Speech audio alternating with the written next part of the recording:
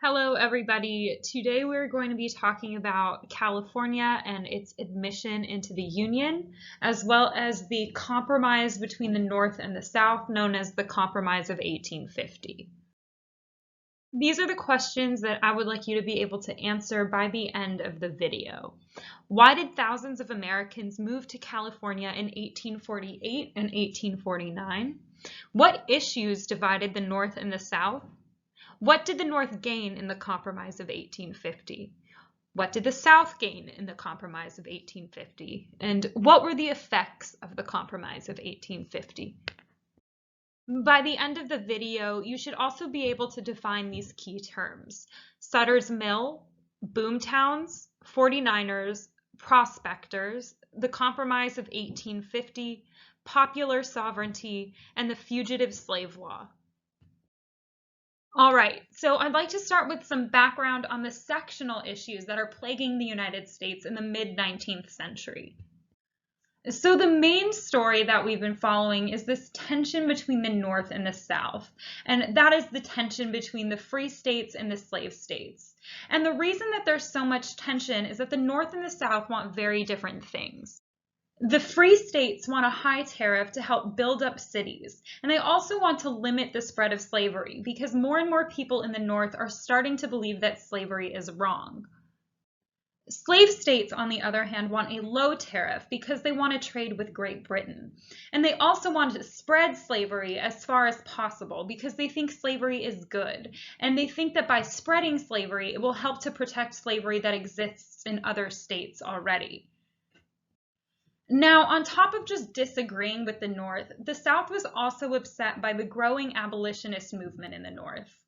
And they were also upset with the development of the Underground Railroad.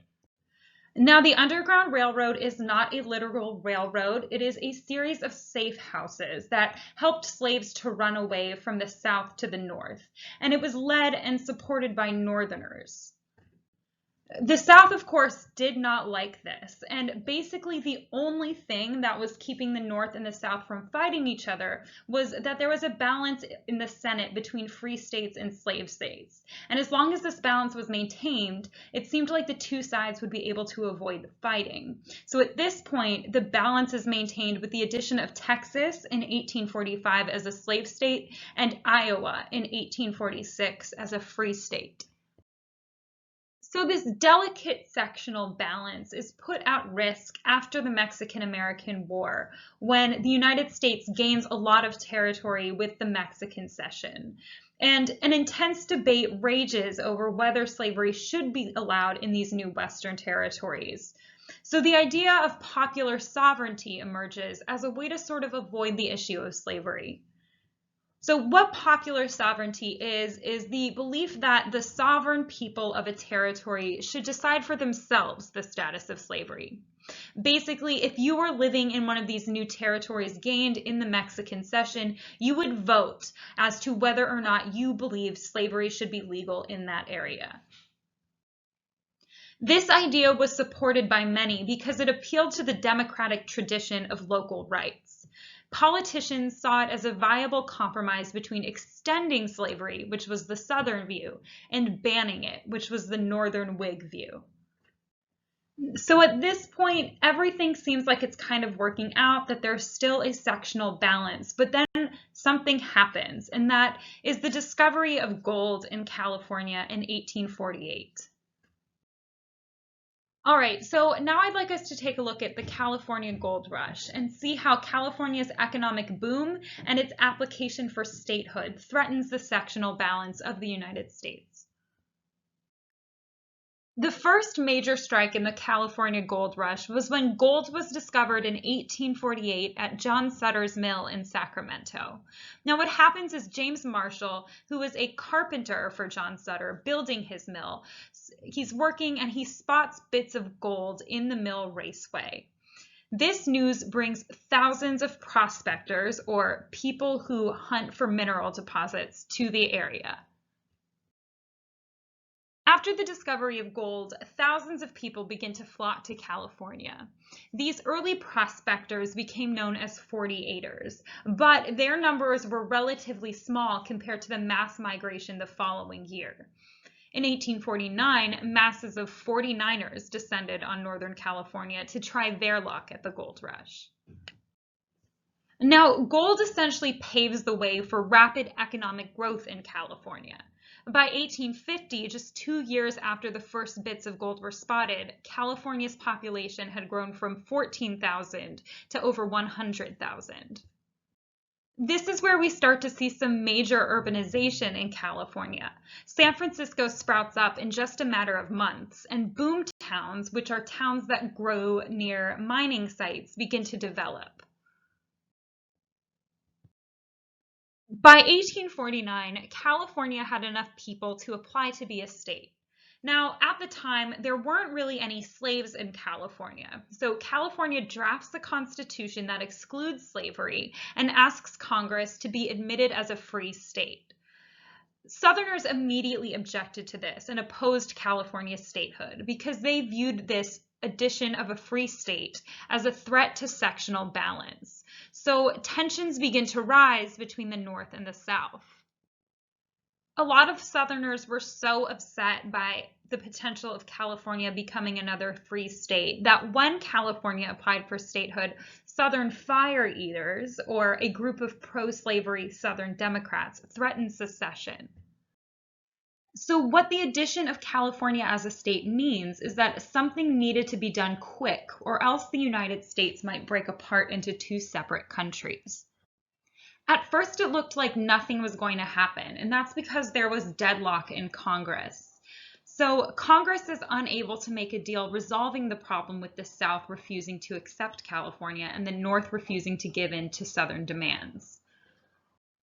In order for Congress to work, both sides need to reach an agreement. So with both sides unwilling to budge, the clock is ticking with the South threatening to leave the Union. So here we see Henry Clay coming to the rescue again. And once again, his coming to the rescue involved coming up with a compromise, which is why Henry Clay is sometimes known as the Great Compromiser. Remember, he came up with the Missouri Compromise in 1820, and he came up with the compromise to the nullification crisis between South Carolina and Andrew Jackson. And finally, he comes to the rescue in 1850 at the age of 73 to make one final deal. In this case, he calls for both sides to give in on some demands in order to keep the states united. He is so persuasive in his speeches that he's able to get the sides to compromise, and he eventually gets them to reach a deal that both the North and the South can agree to. Here are the terms of the compromise in 1850. So the North gets two things that it wants. One is that California gets to enter the Union as a free state. And this is huge for the North because it tips the balance of power in Congress in favor of free states or in favor of the North.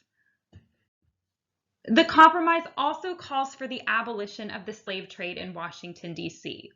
The slave trade was supposed to have been abolished a long time ago, but it was still going on in D.C. And so it's finally ended there. And this is seen as kind of a first step towards the total abolition of slavery in Washington, D.C.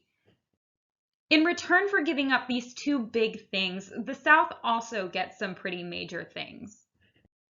The first is that the rest of the Mexican Cession territory, or the rest of the territory that the United States got from Mexico in 1848, was going to be allowed to be open to slavery based on the idea of popular sovereignty. And again, popular sovereignty is just when the people in the state get to vote on whether or not they'll be a free state or a slave state as they enter into the Union. So this meant that maybe some more slave states would come out of that territory that the U.S. got from Mexico. The second thing the South got was that a new fugitive slave law would go into effect. What this new law would do is it would force the North to return any runaway slaves that made it out of the South. So basically this was designed to kind of shut down the Underground Railroad because even if slaves made it to the North, they weren't safe because the South was allowed to send people up and basically drag the slaves back to the South. Now, this angered many Northerners and caused a lot of new conflicts between the North and the South. But at the time, these were the terms of the compromise, and they worked for at least a little while. The Compromise of 1850 had some pretty important effects. The first is that it helps prevent the Civil War, at least for a little while. For the next 10 years, the North and the South are going to remain at peace. So Henry Clay, if nothing else, brought the North and the South an extra 10 years before the Civil War begins. Second, the Compromise gave power to the North. Basically, with California on its side, the North now had total control of Congress and was able to pass new laws and elect the presidents it wanted. So in the long run, the South is really in trouble. The third major impact of the Compromise is that it planted the seeds for new conflict over the fugitive slave law, which becomes the single most important frictional issue between the North and the South. The fugitive slave law outraged the North, and as a result, the abolitionist movement was given a huge boost. Some states even went so far as to refuse to accept the fugitive slave law.